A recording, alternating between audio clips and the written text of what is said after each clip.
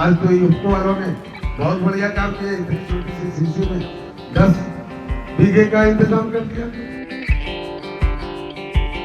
जितना भाग रासायनिक उर्वरक के रूप में या रसायनों के रूप में आप प्रयोग करते हो, उसका बहुत बड़ा भाग या तो आपकी धरती माँ को प्रदूषित करता है, या हमारे पेयजल को प्रदूषित करता है, या फिर वायु को प्रदूषित करता है। सागरिका के रूप में ये अमृत तुल्य उत्पाद जो संजीवनी के काम करते हैं, ये बायोडिकम्पोजर और ये बायो फर्टिलाइजर जो भी यहाँ रखे हुए हैं, सागरिका ग्रेन्यूल रखा हुआ है, नेचुरल के रखा हुआ है, इसका प्रयोग आपको करके रसायनों से एकदम आप मुक्ति पा सकते हैं।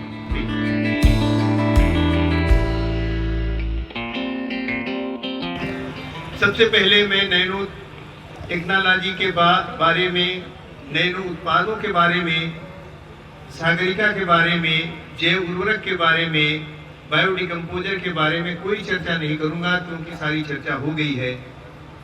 लेकिन ये चर्चाएं शुरू क्यों हुई? माननीय प्रधानमंत्री जी ने एक सपना देखा 2015 में और एक विष मुक्त खेती का एक उन्होंने परिकल्पना दी और ये कहा लाल किले की प्राचीर से कि अगर धरती माता को स्वस्थ रखना है, अपनी माता को बचाना है, तो जहाँ 6 बोरी यूरिया यूज करते थे वहाँ 4 बोरी करो, 5 बोरी करते थे 2 बोरी करो, हो सके तो आधी करो और हो सके तो इसका मुक्ति कारक अभियान चलाओ। ऐसा क्यों कहा? तमाम मनीषियों ने इसके बाद बहुत सारे अपने उद्बोधन दिए। सदगुरु को अगर आपने सुना हो, बहुत सारे और बहुत ही विद्वान व्यक्तियों को सुना हो, जिन्होंने खतरा महसूस किया कि अगर 25 साल के अंदर इसी तरीके से रसायनों का प्रयोग होता रहा तो एक दिन धरती माता बांझ हो जाएगी। कारण क्या है?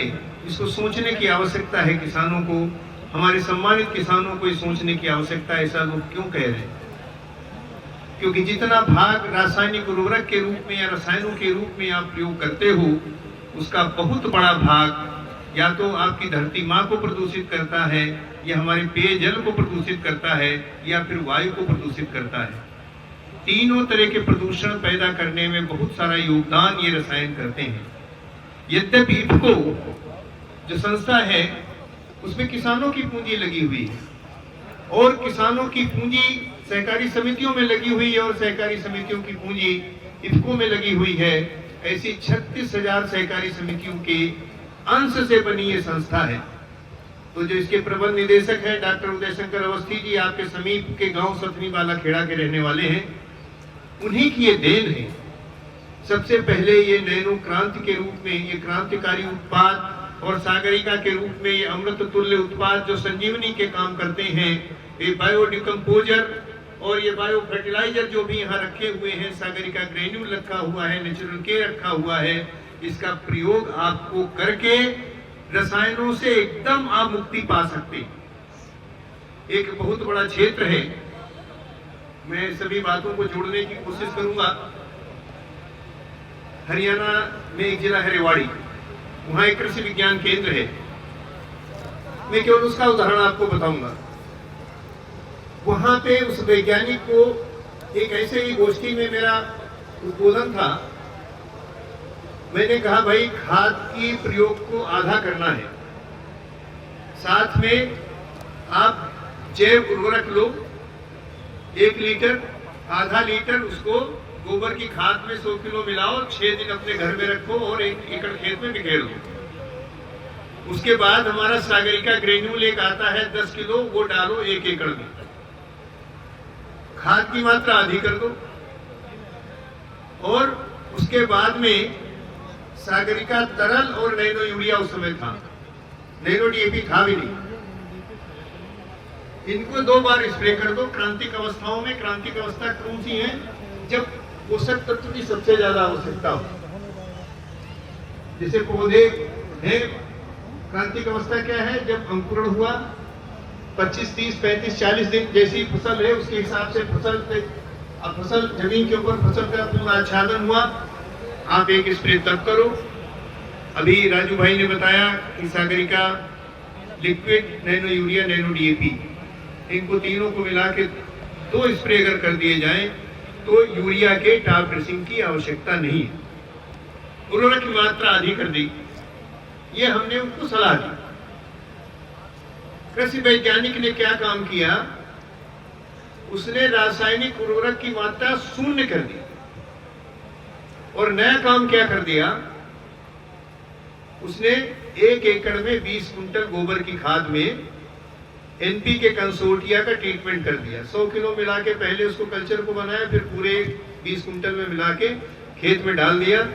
डीएपी की मात्रा शून्य कर दी, नाइट्रोजन की मात्रा शून्य कर दी और खाली सागरिका ग्रेन्यूल डाला और डीएपी और नैनो यूरिया का स्प्रे किया। हम जब खेत देखने गए, सारा आंकड़ा मौजूद है, सारे किसान मौजूद हैं और वैज्ञानिक भी मौजूद है। जब हम देखने गए खेत, तो मैं देख करके दंग रह गया कि गोभी सब्जी जिसमें डाला था उसकी भौतिक संरचना, इतना ठोस, इतना बढ़िया गोभी, हमने उसको खाया तो दोनों के स्वाद में अंतर था।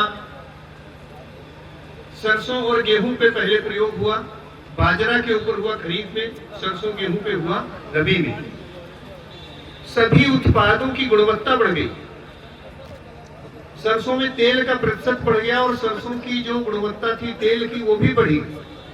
लोगों ने उसको बाजार में 500 से 1000 रुपए कुंटल में अधिक बेचा। मुझे आश्चर्य हुआ, हमने कहा ऐसा क्यों किया। मैंने कहा साहब, हमने सोचा कि क्यों न खाद को पूरा खत्म करके देखें। फिर हमने जब वैज्ञानिक रूप से उस पोषक तत्वों की गणना की तो मुझे लगता कि ये तो बहुत ही संतुलित है। 20 किलो में अगर आप देखेंगे तो 0.5% गोबर की खाद है, उसमें बढ़िया एनपीके कंसोर्टिया का ट्रीटमेंट किया हुआ है पूरे में, तो 10 किलो नाइट्रोजन मिल गई।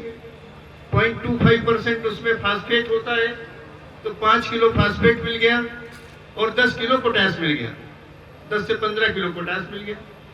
1 एकड़ खेत को इतना ही तो चाहिए। और बाकी टॉप ड्रेसिंग में आपने सागरिका नैनो यूरिया का प्रयोग कर दिया, तब तो केवल इतना था हमारे पास। अब हमारे पास नैनो डीएपी भी है। ऐसा माननीय प्रधानमंत्री की अपील क्यों थी? क्योंकि धरती माता की सेहत खराब हो रही है और आपकी सेहत भी खराब हो रही है। ये बात ध्रुव सत्य है कि स्वास्थ्य सेवाओं में भी बहुत सुधार हुआ है, व्यक्ति की औसत आय बढ़ी है, लेकिन आज सब 35 साल से ऊपर के नौजवान या उससे कम उम्र के नौजवान जितने भी हैं, सब कोई न कोई दवा खाते हैं, खाने को मजबूर हैं, क्योंकि रसायनों का दुष्प्रभाव हमारे शरीर के ऊपर भी पड़ता है और उसी तरीके से पौधे के शरीर पे भी जहाँ लाभ होता है वहाँ दुष्प्रभाव भी है और हमारे प्राकृतिक संसाधन प्रदूषित होते हैं। तो ये मेरी अपील है आपको, केवल मैं इसीलिए नहीं कह रहा हूँ कि जो लोग कह रहे थे इसको मानिए। आप अपने बीच के किसान राजू सिंह की बात को स्वीकार करिए। धान में, गेहूं में, आलू में, राई सरसों में, तथा अब की बार तो मैंने इसका मिलेट्स पे भी प्रयोग करके देखा। बीज को मिलेट्स में सिर्फ लगाया था, उसमें डॉक्टर साहब हमारे आदरणीय के तिवारी साहब जाके देखे जब खेत को, तो उन्होंने बताया कि सिर्फ मिलेट्स में नैनो डीएपी का से शोधित करना ही पर्याप्त है, छिड़काव करने की आवश्यकता नहीं, अन्यथा फसल गिर जाएगी। इतना बढ़िया इसका रिस्पांस है। सिर्फ 10 लीटर पानी में 1 एकड़ में छिड़काव हो जाता है। यह एक बहुत अच्छी चीज़ है। मैं किसान राजू सिंह, फसल चिकित्सक, ग्राम गणेशी खेड़ा, विकासखंड बीघापुर, जनपद उन्नाव से देखते आए हैं नैनो उर्वरक पर जो किसान अभी तक उपयोग करता रहा है, तो उसमें 200 लीटर प्रति एकड़ के हिसाब से 250 लीटर तक पानी पड़ जाता था। उससे हमारी बचत हुई है ड्रोन के कारण केवल, और ड्रोन से हमने भी छिड़काव करवाया है। कई किसान हमसे, करीब 45-50 किसान इसी महीने में हमने छिड़काव खुद अनुरोध करके करवाए हैं। तो वो जो हुए हैं वो किसान बहुत ज़्यादा प्रोत्साहित हुए हैं, दूसरों को सलाह दे रहे हैं। एक एकड़ के लिए हम 200 से 250 लीटर पानी देते थे और पीठ में लाते थे। उस समय ये होता था कि अगर खेत गीला है तो 8 दिन 10 दिन के लिए हमारी फसल चली जाती थी, उस समय हमारी ग्रोथ नहीं होती थी। इसमें आपने सिंचाई की, दूसरे से तीसरे दिन आप छिड़काव करवा दें, आपकी फसल बराबर वैसे ही चलती रहेगी।